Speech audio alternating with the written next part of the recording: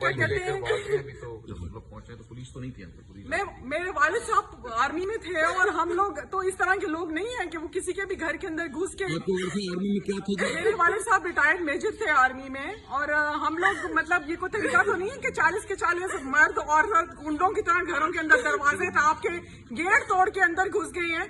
मतलब बाजवा साहब, ये हमारी कौम का कुछ सिस्टम नहीं है। कहते हैं कि आप लोग औरतें, हम लोग इसलिए आगे से मुझे कह रहा है कि तुम औरत हो इसलिए मैं तुम्हें छोड़ रहा हूँ, मैं चंडे मार के तुम्हारा मुंह तोड़ देता हूँ। आदमी मुझे बदतमीजी से कह रहा है कि तुम, मैंने पूछा उससे कि हमने किया क्या जो तुम हमारे घरों में घुस के सब कुछ कर रहे हो।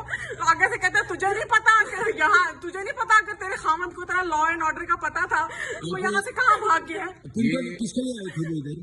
रेहान बिन जावेद साहब को पकड़ने के लिए आए थे, तो उन्होंने आके हम पे बदतमीजी की है, तशद्दुद की है, इतना मुझे मार के इतने बुरे तरीके से मेरी बेटी को इतने बुरे तरीके से थप्पड़ मारा है, इतने बुरे तरीके से उसने फोन किया है।